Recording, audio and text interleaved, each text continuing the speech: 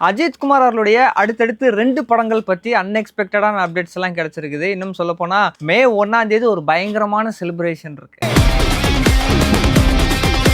அதாவது அஜித் குமார் அவர்கள் பாத்தீங்கன்னா ஒரு நடிகரா மட்டும் இல்லாம ஒரு கார் ரேசராவும் பயங்கரமா கலக்கிட்டு இருக்கிறாரு. இன்னும் சொல்ல போனா குட் பேட் அக்லி படத்துக்கு அப்புறம் பாத்தீங்கன்னா அஜித் குமார் அவர்கள் அந்த கார் ரேசிங்ல தான் பயங்கரமா ஃபோக்கஸ் பண்ணி போயிட்டு இருக்காரு அப்படின்னு சொல்லலாம். இப்போ துபாய், பெல்ஜியம் போன்ற நாடுகள் எல்லாம் அந்த கார் ரேசிங் அந்த போட்டி எல்லாம் நடந்துட்டு இருந்தது. அதுல வந்து ஏகே ரேசிங் நிறைய போட்டிகள்ல வந்து வின் பண்ணியிருந்தாங்க. ஸோ அப்படி இருக்கிற பட்சத்துல அஜித் குமார் அவர்களுடைய அந்த கார் ரேசிங் ஜேர்னியை வந்து ஒரு டாக்குமெண்ட்ரி ஃபில்மா எடுக்க போறாங்க அப்படிங்கிறது நம்ம எல்லாருக்குமே தெரியும். ஸோ அந்த ஒரு டாக்குமெண்ட்ரி ஃபில்மை டைரக்டர் ஏஎல் விஜய் அவர்கள் தான் டைரக்ட் பண்றாரு. ஜிவி பிரகாஷ் அவர்கள் தான் மியூசிக் கம்போஸ் பண்றாரு. சோ அதுக்கான ஒரு அனௌன்ஸ்மெண்ட் ப்ரோமோ வீடியோ கூட ஒரு கொஞ்ச நாளுக்கு முன்னாடி ரிலீஸ் பண்ணியிருந்தாங்க. அதுக்கு ஒரு பயங்கரமான ரெஸ்பான்ஸ் கிடைச்சிருந்தது. ஸோ அப்படி இருக்கிற பட்சத்தில் இப்போ அந்த அஜித் குமார் அவர்களுடைய அந்த ரேசிங் ஜேர்னியை வந்து பார்த்தீங்கன்னா ஒரு டாக்குமெண்ட்ரி ஃபில்மா இல்லாமல் ஒரு முழுநீள படமா ஒரு ஃபியூச்சர் ஃபில்மா வந்து தியேட்டரில் ரிலீஸ் பண்ணலாம் அப்படின்னு சொல்லி படத்துடைய டீம் வந்து இப்போ பிளான் பண்ணியிருக்காங்களாமா. மே 1ஆம் தேதி அஜித் குமார் அவர்களுடைய பர்த்டே ஸ்பெஷலா அந்த படத்தை வந்து தியேட்டர்லயே ரிலீஸ் பண்ண போறாங்களாமா. அது வந்து ரேசிங் இஸ் நாட் ஆக்டிங் அப்படிங்கிற டைட்டிலே ரிலீஸ் ஆகும் அப்படின்னு எதிர்பார்க்கலாம்னு நினைக்கிறேன். ஒன்ஸ் இந்த படம் தியேட்டர்ல ரிலீஸ் ஆனதுக்கு அப்புறம் அடுத்த ஒரு கொஞ்சம் நாட்கள்லேயே நெட்ஃபிளிக்ஸ் ஓடிடியில் தான் வந்து இந்த படம் ரிலீஸ் ஆக போகுதாமா.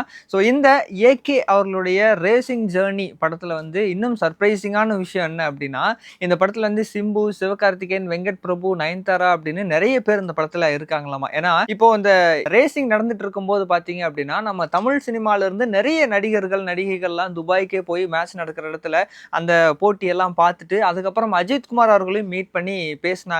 அதுக்கான அந்த போட்டோஸ் வீடியோஸ் எல்லாம் கூட சோசியல் மீடியால அப்பப்போ பயங்கர வைரலா போயிட்டு இருக்கும். ஸோ இதெல்லாமே அந்த படத்துல வரப்போகுதமா. அது மட்டும் இல்லாம அந்த செலிபிரிட்டிஸ் எல்லாம் மீட் பண்ணி பேசினதுக்கு அப்புறம் ஒரு சில பைட்ஸ் எல்லாம் கூட கொடுத்துருக்காங்களாமா. ஸோ அந்த பைட்ஸுமே படத்துல வரும் அப்படிங்கிற மாதிரி சொல்லப்படுது. ஸோ மே 1ஆம் தேதி அஜித் குமார் அவர்களுடைய அந்த ரேசிங் ஜேர்னி படம் வந்து தியேட்டர்ல ரிலீஸ் ஆகும்போது அந்த படத்துல அஜித் குமார் அவர்கள் கூட சேர்ந்து நம்ம தமிழ் சினிமாவில் இருக்கக்கூடிய நிறைய முக்கியமான நடிகர்கள் நடிகைகள் எல்லாரையுமே வந்து அந்த ஒரு படத்துல பார்க்கலாம் அப்படின்னு நினைக்கிறேன். ஸோ பார்க்கலாம் இது சம்பந்தப்பட்ட அப்டேட்ஸ் எல்லாம் அடுத்தடுத்து எப்போ கொடுக்குறாங்க அப்படிங்கிறது. அண்ட் இது போக பார்த்தீங்க அப்படின்னா அஜித் குமார் அவர்களுக்கு இன்னொரு படம் லைன் அப்ல இருக்கு. அது நம்ம எல்லாருக்கும் தெரியும். ஆதிக் ரவிச்சந்திரன் அவர்கள் தான் அந்த படத்தை டைரக்ட் பண்றாரு. ஸோ குட் பேட் அக்லிக்கு அப்புறம் திரும்பவும் அஜித் குமார் அவர்களும் ஆதிக் ரவிச்சந்திரன் அவர்களும் சேர்ந்து ஒரு படம் பண்றாங்க அப்படிங்கிறதுனால அதுக்கான எக்ஸ்பெக்டேஷன் ரொம்ப அதிகமா இருக்கு அப்படின்னு சொல்லலாம். ஸோ அந்த படத்துக்கு அனிருத் அவர்கள் தான் மியூசிக் கம்போஸ் பண்றாரு.